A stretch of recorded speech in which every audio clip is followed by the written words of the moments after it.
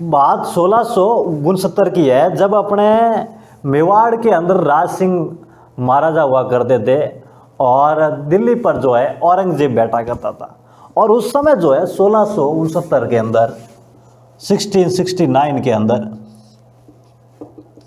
अपने रूपनगढ़ गांव, जिसको अभी हम लोग किशनगढ़ बोलते हैं, रूपनगढ़ या अपन कह सकते हैं किशनगढ़,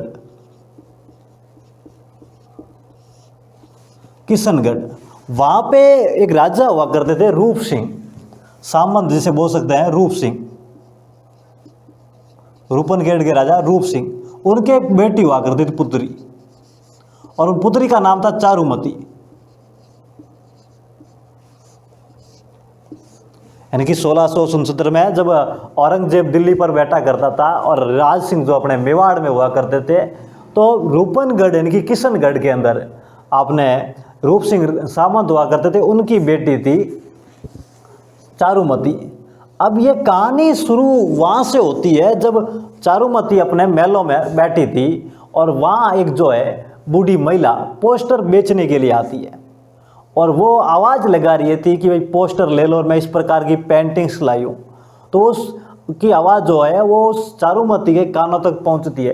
तो चारुमती उस महिला को अपने सहेलियों या दासियों के थ्रू जो है अपने महलों में बुलाती है और कहती है कि आप किस प्रकार की जो पेंटिंग जो है वो बेच रहे हो, मुझे दिखाओ। तो वो महिला उनको पेंटिंग्स दिखाती है, जो चारुमती को जो पसंद आती है पेंटिंग जो है, चाहे वो राजा महाराजाओं की हो, देवी देवताओं की हो, वो जो पेंटिंग्स है उनसे खरीद लेती है। अब कुछ पेंटिंग्स खरीदने के बाद जो उनका जो कीमत बनती है वो उनको दे देती है। तो महिला कहती है कि कुमारी जी, राजकुमारी जी, मेरे पास कुछ और पेंटिंग्स है, अगर आप इतनी पेंटिंग्स खरीद रहे हो तो आप कुछ पेंटिंग्स और भी खरीद लीजिए। तो राजकुमारी कहती है कि आप दिखाओ, अगर मुझे पसंद आई पेंटिंग तो मैं ज़रूर खरीदूंगी। तो उन दिखाती है पेंटिंग, तो एक दो पेंटिंग और खरीदती है और उसमें से एक पेंटिंग जो थी वो मुग़ल सल्तनत के जो बादशाह हुआ करते थे औरंगजेब की पेंटिंग हुआ करती थी। अब तो राजकुमारी उनसे फिर से क्वेश्चन करती है कि भाई ये जो पेंटिंग है किसकी पेंटिंग है, आप मुझे बताइए थोड़ा इस पेंटिंग के बारे में। तो महिला कहती है कि आप इसे नहीं जानते हैं, ये जो है अपने मुग़ल सल्तनत के बादशाह जो है वो औरंगजेब, उनकी पेंटिंग है। तो कहती है भाई जरूर, फिर तो मैं ज़रूर इस पेंटिंग को खरीदूंगी। उस पेंटिंग को खरीदती है और उनकी कीमत देती है। फिर जो अपनी सहेलियाँ होती है चारुमती की और जो दासियाँ होती हैं उनसे कहती है कि भाई आप इस पेंटिंग्स के ऊपर जूते मारो। अब जूते मारते हैं तो वो पेंटिंग जो है वहाँ फट जाती है। अब उस फटी हुई पेंटिंग को राजकुमारी उस महिला के हाथों में थमाती है और कहती है कि आप जाइए और इस पेंटिंग को अपने बादशाह औरंगजेब को दे दीजिए और उनसे कहिएगा कि ये पेंटिंग अपने रूपनगढ़ की राजकुमारी चारुमती ने फाड़ी है। तो वो जाती है पेंटिंग लेके वहाँ और कहती है कि बादशाह दरबार में जाकर कहती है कि बादशाह आपकी पेंटिंग मैंने उसको दी थी, उसने खरीदी और उसने आपकी पेंटिंग में जूते मारे और फाड़ कर ये भी कहा कि ये पेंटिंग तो बादशाह के हाथों में थमा देना। तो वो बादशाह गुस्सा आता है कि मेरे राज के अंदर, मैं मुग़ल बादशाह हूँ, यहाँ का राजा, मेरे अंडर काम करते हैं और इतनी हिम्मत एक राजकुमारी की, वो मेरी पेंटिंग को फाड़ देती है और फाड़ दे के मेरे मुंह तक पहुँचा लेती है। तो वहाँ से वो जो है एक पत्र लिखता है और पत्र लिखकर रूपनगढ़ तक पहुँचाता है कि मैं जो है इस राजकुमारी से शादी करने आऊँगा और आप तैयार रहिएगा, इस दिन बारात आएगी। अब ये राज को जो पत्र जो है वो उनके राजा के पास पहुँचता है तो खलबली मचती है कि अब इस प्रकार का ये होगा, अब करेंगे क्या हम लोग, क्योंकि उस समय जो है रूपनगढ़ का सामंत हुआ करते थे और उनके पास इतनी जो है सेना नहीं हुआ करती थी कि वो उनसे लड़कर जीते। अगर नहीं जीते तो फिर जो है वो बादशाह जो है औरंगजेब था, मुग़ल शासक था और वो बड़ा हरामी निकलेगा। तो अब करा क्या जाए। तो वो कहते हैं कि भाई अब क्या करें, अपन को शादी ही करनी पड़ेगी और तो कोई रास्ता नहीं है। तो वहाँ चारुमती जो है वो शादी के लिए इनकार करती है कि राजा आप मेरी शादी कैसे कर सकते हो इसके साथ, और मैं इससे शादी कतई नहीं करूँगी। तो वो कहते हैं कि अगर आप शादी नहीं करेंगे तो हमें युद्ध करना पड़ेगा औरंगजेब से, और युद्ध करना कोई बड़ी बात नहीं है, हम युद्ध भी कर लेंगे, लेकिन युद्ध करते हुए हम मारे जाएंगे और हमारे जो युद्ध के बाद ये जो है अपनी पूरी जो प्रजा है उस प्रजा को परेशान करेगा, और जो प्रजा की लड़कियां हैं ये उसको उठा के ले जाएगा, पूरा कमीनापन दिखाएगा। और इससे अच्छा है कि आप एक ही शादी जो है इनसे कर दी जाए, ताकि प्रजा और प्रजा की लड़कियां बची रहे। फिर उसके बाद राजकुमार वो वहाँ पे कोई उसका सहारा था नहीं कि उनसे कुछ हो नहीं सकता, क्योंकि करेंगे भी तो लड़ लेंगे, लड़ से युद्ध से मारे जाएंगे तो प्रजा परेशान होगी। अब और क्या किया जाए, तो वहाँ उस समय सबसे महाराजा थे पावरफुल, वो मेवाड़ के हुआ करते थे, राज सिंह। मेवाड़ में राजा राज सिंह हुआ करते थे। और जो पहला जो है वो महाराज जो अपने अंडर काम कर रहे थे, इनके साथ बादशाह के साथ मेवाड़ का, तो वो राज सिंह ही कर रहे थे। औरंगजेब के साथ भी कर रहे थे, उनसे पंगे भी लिया करते थे। इधर और राज सिंह हुआ करते थे, इधर जोधपुर में महाराजा जसवंत सिंह हुआ करते थे, वीर दुर्गादास राठौड़ हुआ करते थे। तो ये सारे जो है उससे पंगे भी लिया करते थे। और इससे शादी करने से पहले औरंगजेब ने जब जो है अपने रूपनगर की एक राजकुमारी हुआ करती, तो झीलवाड़ा के आसपास उसकी जगह है, वहां पे जो है रूपनगर के अंदर, रूपनगर में एक राजकुमारी हुआ करती थी, चंचल कंवर। ये चंचल कंवर से भी जो है वो औरंगजेब शादी करना चाह रहा था, लेकिन जो है महाराजा राज सिंह ने भी उससे शादी कर ली थी, ताकि जो है औरंगजेब वहां से जो है वापस जाएगी। औरंगजेब से कौन शादी करना चाहिए थे कमीने आदमी से, ठीक है। तो वहाँ चारुमती जो है मना कर देती है, और चारुमती जो है राज सिंह को पत्र लिखती है और कहती है, महाराजा हमारे ऊपर इस प्रकार का संकट है और औरंगजेब ये कमीनापन कर रहा है, आप जो है हमें जो है जिस प्रकार जो है कृष्ण भगवान ने उस बदमाश से रुक्मणी को बचाया था, उसी प्रकार जो है आप हमें जो है इससे बचाइए और अपने शरणों की दासी बना लीजिए, ठीक है। तो मैं आपके साथ शादी कर लूँगी। इस प्रकार का पत्र जो है राज सिंह के पास पहुँचता है चारुमती का। कहते भाई आप हमें रक्षा कीजिए, और आप मेवाड़ के महाराजा है। तो राज सिंह जो है अब औरंगजेब के खिलाफ खड़े होते हैं, और बात औरंगजेब को भी पता चलती है कि अब जो है वो राज सिंह आ रहे हैं शादी करने, अब इस चारुमती से राज सिंह शादी करेंगे। तो औरंगजेब कहता है कि अब युद्ध होगा, क्योंकि आपने उस समय भी चंचल कंवर से शादी की थी, अब आप इससे भी करना चाह रहे जहाँ मैं चाह रहा हूँ, तो अब तो युद्ध होगा। तो राज सिंह और उनके बीच अब युद्ध होने तैयार हो रहा है। तो राज सिंह जो है वो अपने सामंतों से बात करते हैं, सेनापतियों से, कि भाई उस दिन हमारी शादी है और शादी से पहले ये युद्ध करेगा, तो युद्ध में आपे जाना पड़ेगा, और मैं शादी करने के लिए जाऊँगा, आपको इसकी सेना को रोकना होगा, ताकि जो है मैं शादी करके आ सकूँ और उसके बाद जो इससे युद्ध से लड़ा जाऊँ। तो जो है उस सेना, और जब जैसे शादी का दिन नज़दीक आता है, सेना आती है, तो फिर वो अपने उस समय जो है सलूमबर के सामंत हुआ करते थे, रतन सिंह चुंडावत। क्योंकि मेवाड़ जो है, मेवाड़ के अरावल, अरावल का मतलब होता है जो आगे के हिस्से में, इनकी सबसे पहले जो सेना आगे चलेगी, जो उसको बोलते हैं अरावल। इनकी सबसे जो पहले आगे के भाग के अंदर वो लड़ने जाएंगे, प्रमुख सेनापति बन के वो हरावल में जाएंगे। और कौन जाएंगे? सलूमबर के सामंत।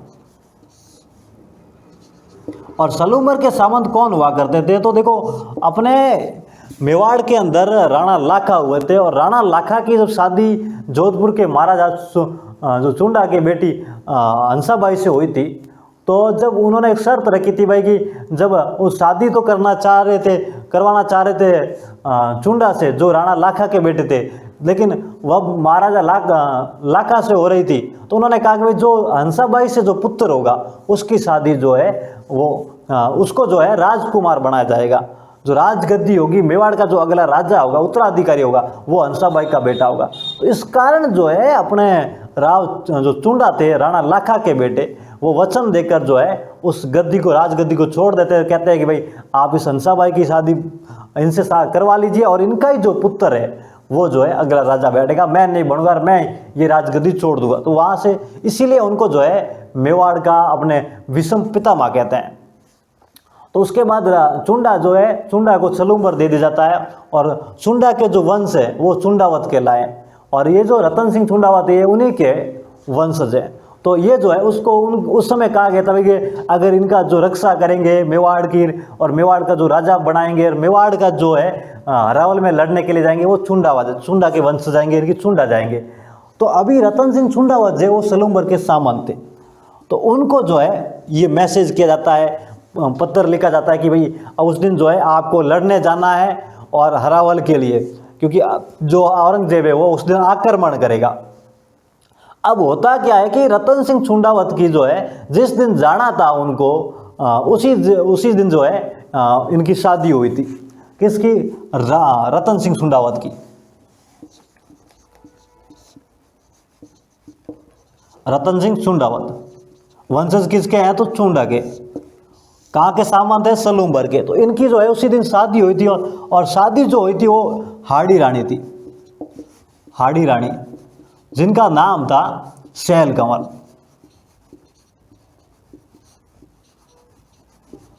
जो हाड़ा चौहान की थी, हाड़ा चौहान जो थे उनकी पुत्री थी, तो इसीलिए उनका जो नाम है वो हाड़ी रानी है, यानी कि वो हाड़ा चौहान की पुत्री है। तो उनकी जो है सैल कंवर यानी कि हाड़ी रानी के साथ उसने शादी हुई थी। अब रतन सिंह कहते हैं कि मैंने बहुत सारे युद्ध किए, मैं बहुत लड़ा हूँ, ऐसी इस प्रकार की कोई बात नहीं कि मैं किसी युद्ध से इनकार किया हुआ नहीं गया हूँ, लेकिन अभी मेरी शादी हो और इसी वक्त मुझे जाना पड़े, ये अच्छी बात नहीं है, मैं जाऊँगा नहीं। वो मना कर देते हैं उस दिन।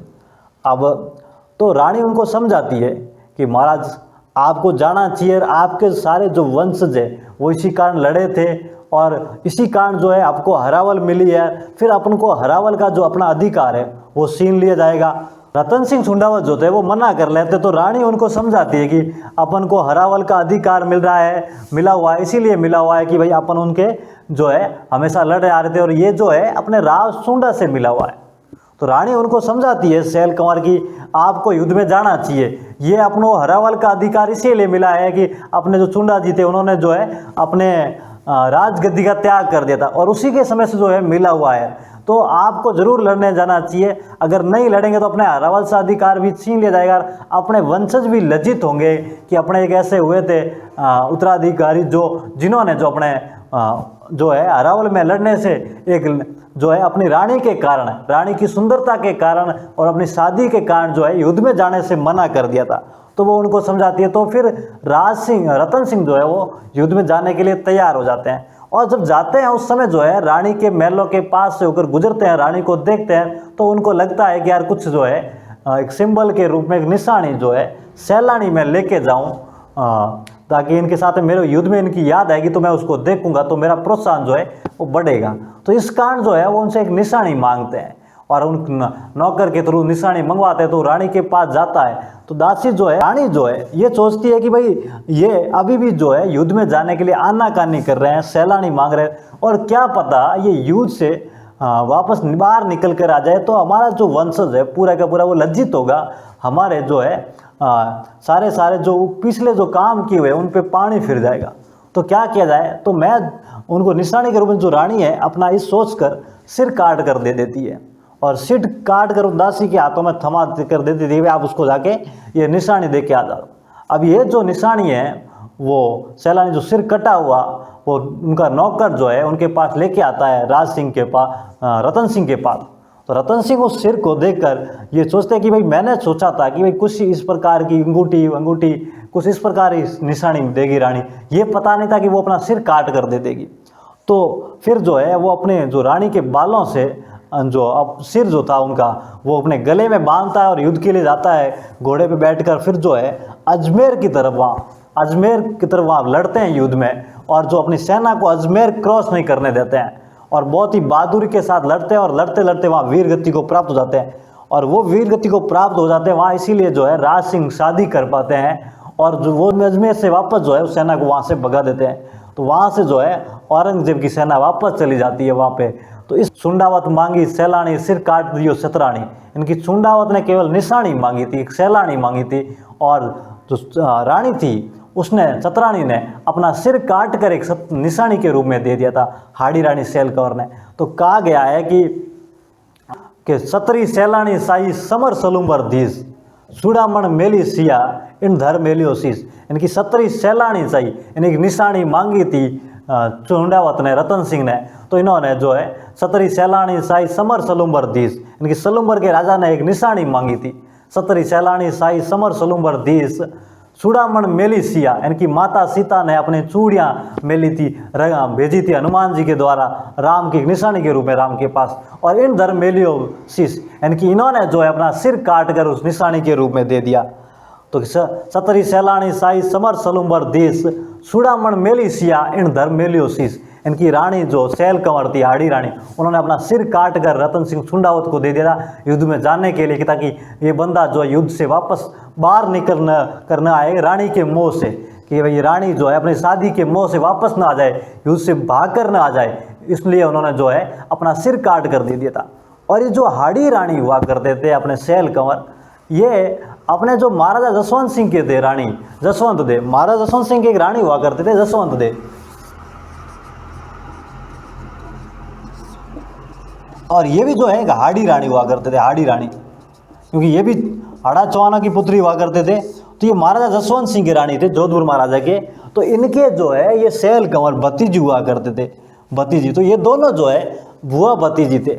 और एक बार होता क्या है, जब और शाहजहाँ जो है अपने बेटे को जो है वो दारा शिकोह को, उनका एक बेटा हुआ करता था दारा शिकोह, जिन्होंने उपनिषदों को फारसी में ट्रांसलेट किया था। तो उनको जो है वहाँ शाहजहाँ अपने दरबार में उसको आगरा में बैठा बैठा वहाँ उसको उत्तराधिकारी बादशाह घोषित कर देता है। तो बाकी वाले जो तीन भाई थे, शाह, मुराद, शुजा और ये कमीनापन भरा हुआ जो औरंगजेब था, ये तीनों जो है उनको जो उन पे आक्रमण करते हैं। और ये जो मुराद और औरंगजेब जो है मिलकर दोनों आक्रमण करते हैं, और उधर से शुजा आक्रमण करता है। तो शुजा को जो है रोकने के लिए जयपुर के राजा मान सिंह को भेजा गया था। तो इधर जो है अपने महाराजा जसवंत सिंह को जो है औरंगजेब को तरफ भेजा गया था। तो ये औरंगजेब जो है औरंगजेब से लड़ने जाते हैं महाराजा जसवंत सिंह। तो वहाँ होता क्या है कि बहुत ही बहादुरी से लड़ते हैं, वीर दुर्गादास राठौड़ भी वहाँ लड़ते हैं, लेकिन लड़ते लड़ते जो है महाराजा जसवंत सिंह बहुत बड़े घायल होते हैं और फिर भी लड़ते जाते हैं। तो कुछ अपने जो यहाँ पे सामंत हुआ करते थे, जो जोधपुर के जो लोग हुआ करते थे, वो उनको वापस जो है कहते हैं भाई आप बाहर आ जाइए, ये छोड़कर अपने शाहजहाँ ने कहा था भाई लड़के आओ, इनको रोको वहाँ। तो अपन ने लड़ लिए। यहाँ पर दूसरी जो है ये पिता पुत्र की आपस की लड़ाई है, अपन इसके लड़ाई के अंदर मरे क्यों, अपना काम है लड़ने का। तो अपन लड़ लिए, बहुत ही बहादुरी से लड़े, पर अब अपन मरे क्यों इनके लिए। तो कहते हैं कि भाई जो महाराजा जसवंत सिंह ने मना कर दिया, भाई मैं युद्ध से कैसे बाहर जाऊँगा, युद्ध से मैं भाग नहीं सकता। तो वो लोग जो है उनको ज़बरदस्ती उठा के बाहर ले आए थे। तो फिर जैसे ही वो जोधपुर आते हैं तो रानी जो है अपने किले के दरवाजे बंद करवा देती है महलों के, कहती है कि भाई ये जो है राजा युद्ध से भाग के आया है, तो युद्ध से भाग के आया तो किले के दरवाजे बंद कर दो, क्योंकि ये बहादुर नहीं है। तो इस प्रकार जो है वो दरवाजे बंद करवा देती हैं।